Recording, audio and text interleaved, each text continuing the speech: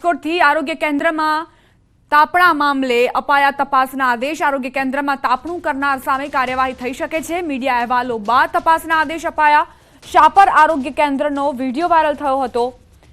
આરોગ્ય કેન્દ્રમાં ઠંડીથી બચવા માટે તાપણું કરાયું હતું। સેનિટાઈઝર, દવાઓ વચ્ચે તાપણું કરવામાં આવ્યું હતું। વિડીયો વાયરલ થતાં જ ન્યૂઝ 18 ગુજરાતી અહેવાલ પ્રસારિત કર્યો અને જેમાં વિડીયોમાં જોઈ શકાય છે કે દવાના જથ્થા અને સેનિટાઈઝરના જથ્થા વચ્ચે તાપણું કરવામાં આવ્યું હતું, જે જોખમકારક સાબિત થઈ શક્યું હોત।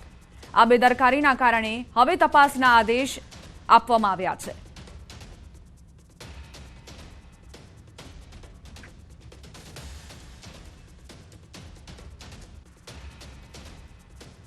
ન્યૂઝ 18 ગુજરાતીની ટીમ આરોગ્ય કેન્દ્ર પર પહોંચી હતી, જ્યાં કર્મચારીઓએ કેમેરાને જોઈ ભાગવાનો પ્રયાસ કર્યો હતો।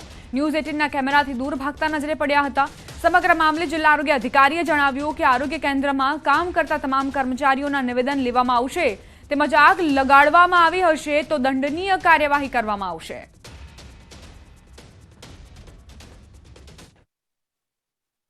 રાજકોટના સાપરમાં આરોગ્ય કેન્દ્રની ઘોર બેદરકારી સામે આવી છે।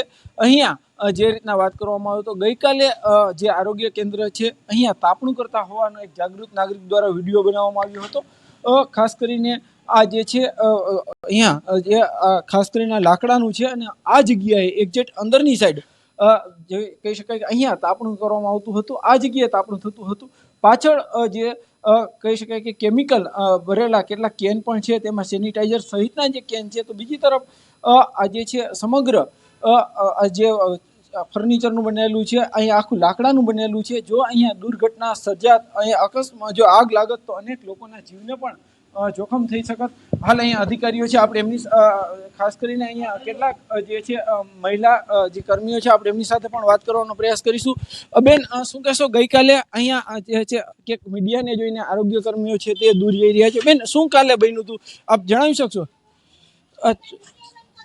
ચોક્કસથી અહીંયા કે જે આરોગ્ય કર્મીઓ છે તે દૂર ભાગી રહ્યા છે, પરંતુ બેન આપ જણાવશો ગઈકાલે શું થયું હતું?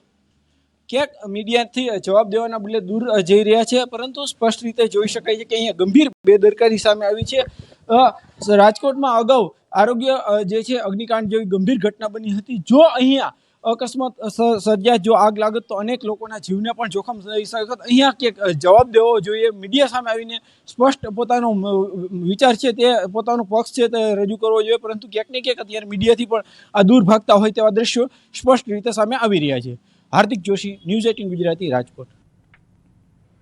આ તરફ તાપણા અંગે આરોગ્ય અધિકારીનું નિવેદન। આવતીકાલે કેન્દ્રના કર્મચારીઓને બોલાવવામાં આવ્યા।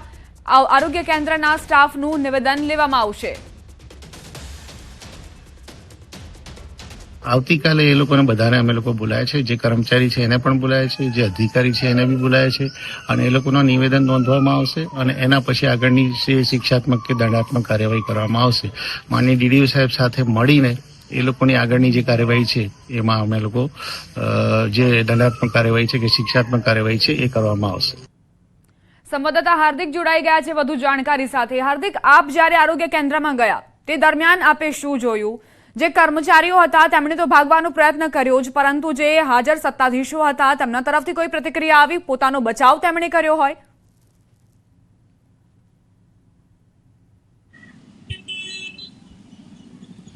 ચોક્કસથી દીપા, આરોગ્ય કેન્દ્ર છે તેમના દ્વારા મીડિયાને કોઈ સપોર્ટ કરવામાં નથી આવ્યો। એટલું જ નહીં, જે પોતાની જે જવાબદારી છે તે ક્યાંક ને ક્યાંક તેમને સ્વીકારવી જોઈએ, પરંતુ તેમને એ જવાબદારી નહોતી સ્વીકારી। એટલું જ નહીં, ક્યાંક જે છે ડરાવવાનો પણ પ્રયાસ કરવામાં આવ્યો હતો, પરંતુ જ્યારે ન્યૂઝ 18ની ટીમ પહોંચી, જ્યારે કેમેરાને જોઈને અહીંના જે કર્મચારીઓ છે તે ભાગતા નજરે પડ્યા હતા। અહીંયા માત્ર એક બેદરકારી હોય તેવું સામે નથી આવ્યું, અહીંયા અન્ય બેદરકારી હોય તેવું સ્પષ્ટ રીતે સામે આવી રહ્યું છે। આ જે આરોગ્ય કેન્દ્ર છે, આરોગ્ય કેન્દ્રની અંદર સેફટીના એક પણ સાધન, જે પૂરતા સાધન હોવા જોઈએ, ત્યાં ક્યાંક ને ક્યાંક એમનો અભાવ જોવા મળી રહ્યો છે। આ જ આરોગ્ય કેન્દ્ર છે કે અહીંયા જે છે એ ગઈકાલે તાપણું થતું હતું ને જાગૃત નાગરિક દ્વારા વિડીયો બનાવવામાં આવ્યો હતો। આ જે લેબોરેટરી છે અહીંયા જે નીચેના ભાગે જે છે તે તાપણું કરવામાં આવતું હતું, આ એ જ જગ્યા છે કે જે જગ્યાએ તાપણું કરવામાં આવતું હતું। હવે આસપાસના હું દ્રશ્યો બતાવવાનો પ્રયાસ કરીશ। અહીંયા જે છે એ અનેક કેમિકલો છે, આ કેમિકલો છે તેના કારણે જો આગની જેવી ઘટના બની હોય તો મોટી દુર્ઘટના સર્જાઈ શકે છે। એટલું જ નહીં, આ સમગ્ર જે છે એ ફર્નિચર છે, લાકડું છે, આ લાકડાના કારણે આ જે છે સમગ્ર જો આગ લાગે તો જે છે બળીને ખાખ થઈ જાય. અંદર ગઈકાલે 15 જેટલા લોકો હોવાનું પણ ક્યાંક સ્થાનિક જે છે વ્યક્તિ એમનું કહેવું છે. અહીંયા સ્ટાફ બેસતો હતો, તાપણું કદાચ વધુ ઠંડી લાગતી હોત તો આજે બહારના વિસ્તારમાં કરી શકતા હોત, અહીંયા કરી શકતા હોત, પરંતુ તેઓએ અંદર કર્યું છે. ગંભીર બેદરકારી કહી શકાય. આ બેદરકારીના કારણે અનેક લોકોના જીવ પણ જોખમમાં મુકાઈ શકે છે. અહીંયા અત્યારે કર્મચારીઓ છે, પરંતુ ક્યાંક ને ક્યાંક મીડિયાને જોઈને, ન્યૂઝ 18ની ટીમને જોઈને દૂર ભાગી રહ્યા છે. આ ગંભીર બેદરકારી સામે આવી છે. ત્યારે હવે આરોગ્ય વિભાગ પણ એક્શનમાં આવ્યું છે. આરોગ્ય વિભાગ દ્વારા પણ જે છે એ આરોગ્ય અધિકારી દ્વારા પણ આવતીકાલે અહીંના જે કર્મચારીઓ છે તે તમામ કર્મચારીઓને બોલાવવામાં આવશે, કારણ પૂછવામાં આવશે. આ ફરી એક વખત અહીંના દ્રશ્યો બતાવવા માંગીશ. આ લેબોરેટરી છે. લેબોરેટરીની અંદરના જે આ લોકો તાપણું કરતા હતા, આ તમામ જે ગઈકાલે જે તાપણું કરનાર જે કર્મચારીઓ હતા તેમના વિરુદ્ધ આવતીકાલે જ કડકમાં કડક કાર્યવાહી થાય તેવી વાત પણ જે આરોગ્ય અધિકારીએ જણાવી હતી. ત્યારે ગંભીર બેદરકારી સામે આવી છે અને અક્ષમ્ય બેદરકારી કહી શકાય, કેમ કે રાજકોટમાં તાજેતરમાં જ અગ્નિકાંડની એક ઘટના બની હતી. અનેક લોકોએ જીવ ગુમાવ્યા હતા. આ ઘટનામાંથી ક્યાંક શીખ લેવાની જરૂર હતી આજે અહીંયા તાપણું કરનાર લોકોએ, પરંતુ તેઓએ જે છે કોઈ શીખ નથી લીધી અને જાણે અકસ્માતને ખુલ્લું આમંત્રણ આપતા હોય તેવા દ્રશ્યો પણ અહીંયા સામે આવ્યા હતા. જી દીપા. આભાર હાર્દિક, તમામ જાણકારી આપવા માટે. ઠંડીથી બચવા માટે આરોગ્ય કેન્દ્રમાં તાપણું કર્યું અને જ્યાં સેનિટાઈઝર અને દવાનો જથ્થો રાખવામાં આવ્યો હતો ત્યાં જ તાપણું કરીને એક બેદરકારી દર્શાવી છે આ કર્મચારીઓએ.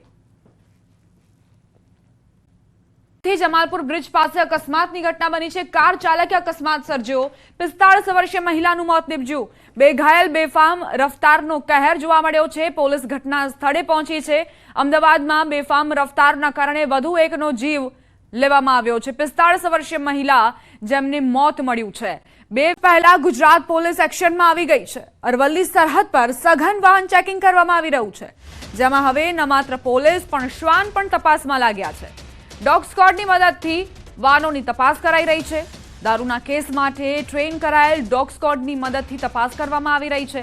અરવલ્લી જિલ્લામાં 29 ચેકપોસ્ટ પર 250 પોલીસ જવાનો તૈનાત કરવામાં આવ્યા છે.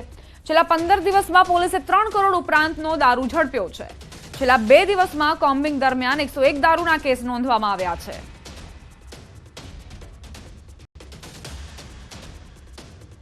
ટોટલ આપણે સ્ટાફની વાત કરીએ તો લગભગ 250 જેટલો સ્ટાફ છે એ આપણે અલગ અલગ ચેકપોસ્ટમાં અત્યારે કાર્યરત કરેલો છે અને તમામ વાહનોનું સઘન રીતે ચેકિંગ થાય અને કોઈ પણ પ્રકારની આવી દારૂની વિદેશી દારૂ, દેશી દારૂની પ્રવૃત્તિ છે એ અટકાવવામાં આવે એવા સૂચનો એસપી સાહેબ અને રેન્જ સાહેબ તરફથી પણ મળેલા છે. ગુજરાત રાજસ્થાનની બોર્ડર ઉપર 31 લઈને તૈનાતી જોવા મળી રહી છે, સતત બોર્ડર જોવા મળી રહી છે. ત્યારે આ વખતે જે ગુજરાત પોલીસ દ્વારા જે તપાસનો નવતર પ્રયોગ કરવામાં આવી રહ્યો છે, ખાસ કરીને જે સ્પેશિયલી જે ટ્રેન કરવામાં આવ્યા છે ડોગ સ્કોડ, એ પ્રમાણે ડોગ અહીં તૈયાર કરવામાં આવ્યા છે, તેની દ્વારા તપાસ કરવામાં આવી રહી છે. આપણે રતનપુર બોર્ડર ઉપર છે કે જ્યાં લગભગ જે 31 લઈને સૌથી વધુ દારૂ ઝડપાતો હોય છે. છેલ્લા 15 દિવસમાં 3 કરોડ ઉપરનો દારૂ ઝડપાયો છે. આપ જોઈ શકો છો કે આ જે ડોગ છે તેના દ્વારા હાલ જે ગાડીમાં તલાશી લેવામાં આવી રહી છે. સ્પેશિયલી પ્રોહિબિશન માટે આ ડોગને તૈયાર કરવામાં આવ્યા છે. આ ડોગનું નામ છે કેમરી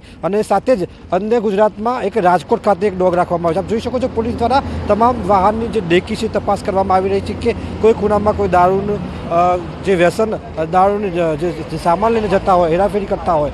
એટલે આ પ્રકારે જે ગુજરાત પોલીસ દ્વારા ગુજરાત રાજસ્થાનમાં જે પ્રકારે દારૂની હેરાફેરી થતી હોય છે તેને લઈને જે પ્રકારે અરવલ્લી જિલ્લામાં લગભગ 25થી વધુ ચેકપોસ્ટ ઊભી કરી અને 250થી વધુ પોલીસ જવાનો આ જ પ્રકારે તૈનાત કરતા જોવા મળી રહ્યા છે. જે પ્રકારનો આ દ્રશ્ય તમે જોઈ શકો છો કે ડોગ સ્ક્વોડની મદદથી આ પ્રકારે ગુજરાતમાં પ્રથમ વખત આ નવતર પ્રયોગ જોવા મળી રહ્યો છે અને જે પ્રકારે ડોગની મદદથી દારૂને શોધવાનો, પ્રોહિબિશનના કેસોને શોધવાનો પ્રયાસ ગુજરાતમાં પ્રથમ વખત જોવા મળી રહ્યો છે. તેને લઈને ચોક્કસથી ગુજરાત રાજસ્થાનની જે તમામ જે બોર્ડરો છે તે હાલ ચુસ્ત જોવા મળી રહી છે. Hardik Patel, news 18 Gujarati, Ratanpur border, Aravalli.